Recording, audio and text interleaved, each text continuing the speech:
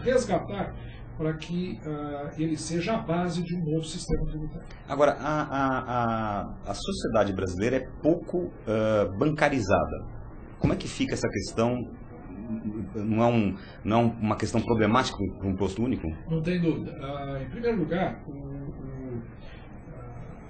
a sociedade brasileira ela não é tão bancarizada em termos de pessoas que têm conta em banco, ainda que isso esteja aumentando exponencialmente, mas em termos de valores ela é muito bancarizada. 98% de todas as transações financeiras no país são feitas através de banco. 2% apenas, que às vezes representam movimentações aí equivalentes a 10, 12% da população, são feitas em espécie ou em dinheiro. Então, ainda que em termos de número de pessoas, ainda existam muitos fora do sistema bancário, em termos de valor, a nossa sociedade é muito bancarizada, é quase que integralmente bancarizada.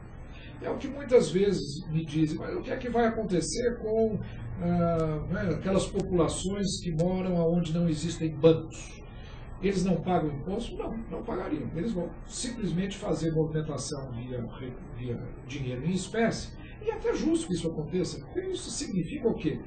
A camada mais desassistida da sociedade brasileira, se não tem nem acesso ao banco, e não é nem justo que esse segmento, essa camada pague impostos.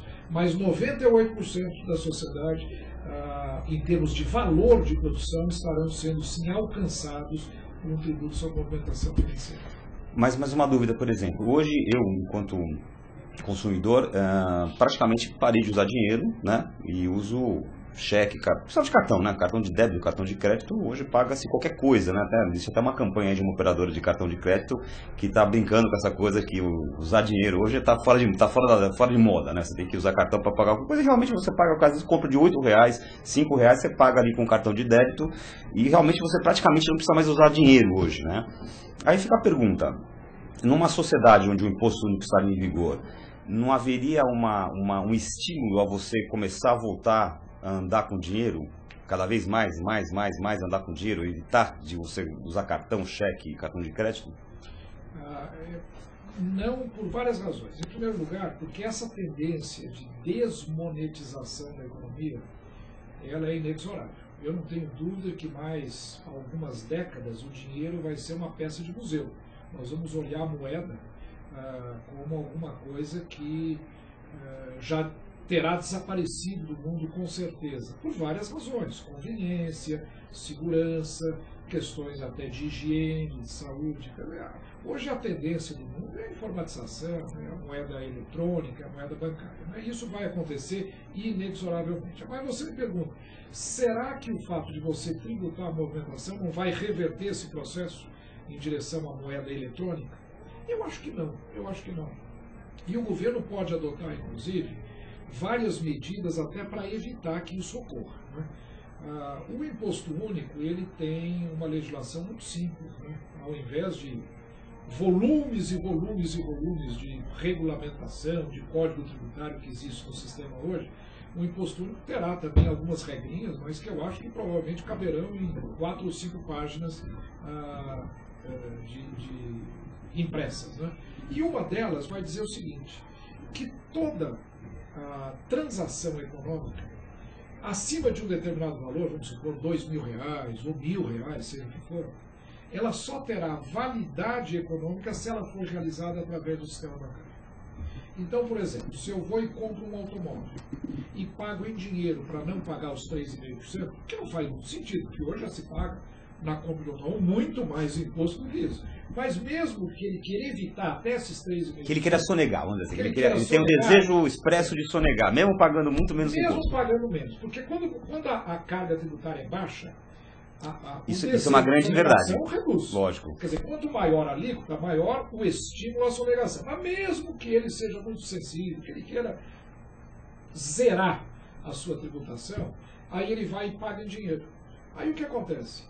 Como ele não tem a comprovação de que a transação foi feita por meio do sistema bancário, aquela transação não tem validade. O vendedor do carro pode dizer, você não me pagou. Ele fala, não, mas eu te paguei em dinheiro. Isso não vale. Ele pode até ser cobrado judicialmente a pagar novamente. Então, todas as transações, elas só terão validade se elas houverem sido feitas através do sistema bancário. E isso praticamente impediria, e há uma sistemática de punição que ocorreria, isso praticamente evitaria essa tendência de sonegação. Mas eu repito, eu acho que o grande problema da sonegação não são as medidas coercitivas contra a sonegação. Eu acho que para combater a sonegação não é punindo, você pode até punir também, é uma medida complementar.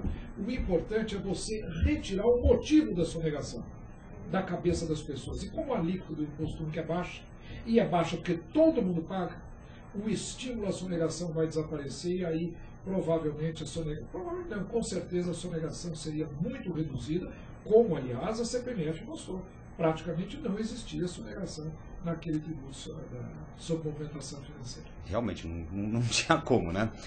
Bom, nós estamos entrevistando aqui hoje Marcos Cinta, secretário municipal de Desenvolvimento Econômico e do Trabalho, e eu vou pedir para o Caetano aqui comentar quais são as perguntas, as participações dos internautas. Pois é, Gilberto, um abraço aí para o Rex Tanque, que mandou pergunta, o Paulistano, o Osaías, do Piauí, o Souza também de São Paulo. Eu vou fazer justamente a pergunta do Souza aqui para o secretário. Ele está dizendo o seguinte, Marcos, algum país cujo estágio de desenvolvimento seja próximo ao do Brasil passou por uma reforma tributária que sirva de exemplo para nós? Caetano, eu acho que essa pergunta é muito interessante, né? É lógico que vários países do mundo têm sistemas tributários muito mais enxutos, muito mais limpos, muito mais transparentes, muito mais simples do que nós temos no Brasil. Por exemplo, o Chile é um caso típico, né? Alguns países mais desenvolvidos também têm sistemas muito mais simples. Os Estados Unidos não tem imposto sobre valor agregado. Os Estados Unidos têm basicamente dois impostos importantes, ou três. Tem um imposto de renda, que é levado muito a sério. Tem um imposto sobre vendas, que é cobrado nos estados, de sistemática diferente do ICMS, mas que é cobrado sobre qualquer transação ao consumidor final. E tem um imposto sobre propriedade imobiliária. São três impostos praticamente, né? É muito mais simples. Então, vários países do mundo têm sim sistemas simplificados. Agora, o que nós estamos propondo no imposto único é uma medida mais radical. É uma medida que vai além, é uma simplificação, digamos, que chega ao seu limite com a ideia de um imposto único. E é interessante, Caetano, que imposto único é um sonho que os economistas vêm acalentando há muitos séculos. Não é novidade, né? Há mais de 300 anos já se falava em imposto único, só que impostos únicos, que vários economistas propuseram e nunca conseguiram implantar, eram sobre bases tributárias muito estreitas. Então, por exemplo, os fisiocratas no século XVIII propuseram, na França, um imposto único sobre propriedade fundiária, sobre terra. Só existia um imposto, que incidiria sobre o valor da terra. Todos os outros tributos seriam eliminados. E assim por diante. Se chegou a propor também alguns outros sistemas com base em simplificações muito radicais. Acontece o seguinte, que um imposto quando incide só sobre um bem ou um tipo de transação, e essa base não é suficientemente ampla para garantir uma arrecadação necessária ao Estado, ele vai fracassar. Aí você começa a ter outras bases tributárias para complementar a arrecadação.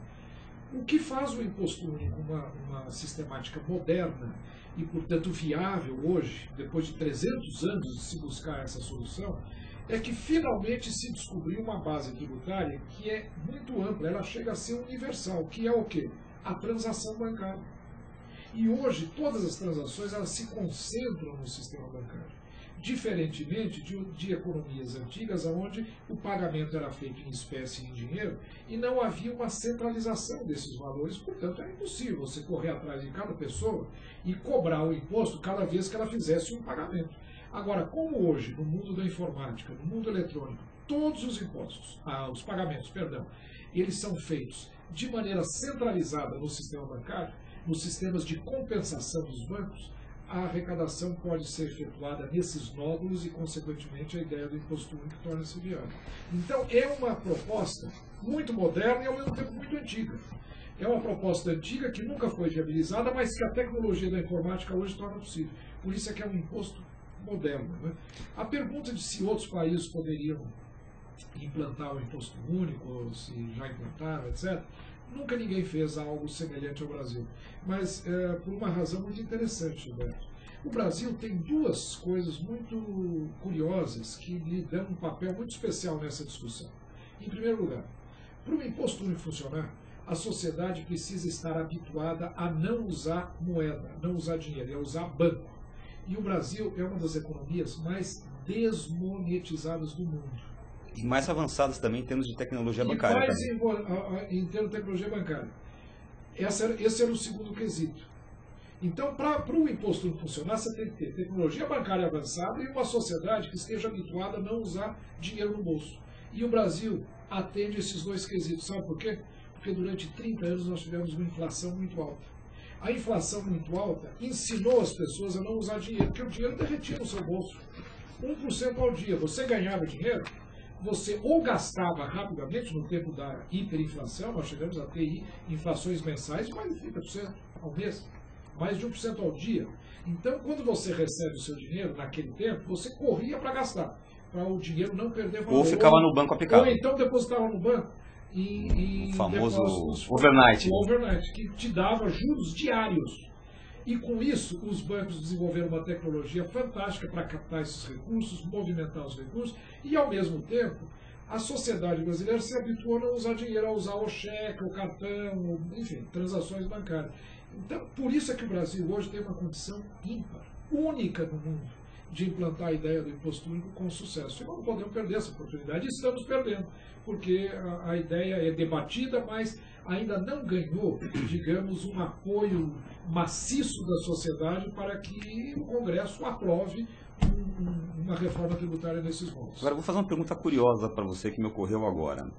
Será que não existe a questão do status quo, ou seja, essa complicação está estabelecida, né?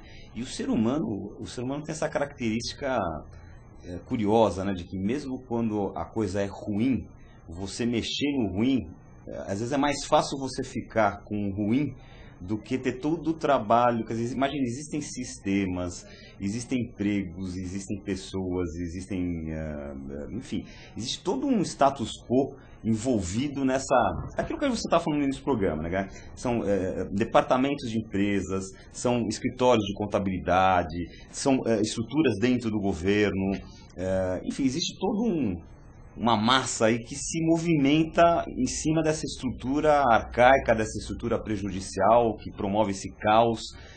Será que também existe uma dificuldade de desmontar essa estrutura, já que se gastou tanto dinheiro para se montar essa estrutura e essa estrutura consome em si, quantos por cento você falou? 7% do PIB, é isso? 7% do PIB. Quer dizer, é uma indústria, virou a indústria do tributo, né? Quer dizer, o imposto único mata essa indústria, digamos assim. É o raciocínio que eu estou fazendo. Então, será que essa indústria, ela não faz um lobby contra um imposto único? Eu não tenho a menor dúvida de que a grande maioria da sociedade brasileira quer imposto único, né? Eu repito, o estudante, o industrial, o assalariado, o pequeno comerciante, ou o grande industriante, né? Todo mundo quer o imposto único. Agora, existe uma minoria que vive dos impostos e, diferentemente de nós, não sobrevive apesar dos impostos, né? Que é a nossa situação de grande parte da sociedade brasileira. E esses interesses estão muito fortes. Então, você falou muito bem. Primeiro, a burocracia pública não quer mudar. A burocracia pública que tem poder de tributar, de isentar, não quer perder esse poder. Segundo, aqueles setores que vivem da questão tributária. Você falou muito bem, setores de contabilidade, auditoria, escritórios de advogados trabalhistas, a própria máquina de assessoria a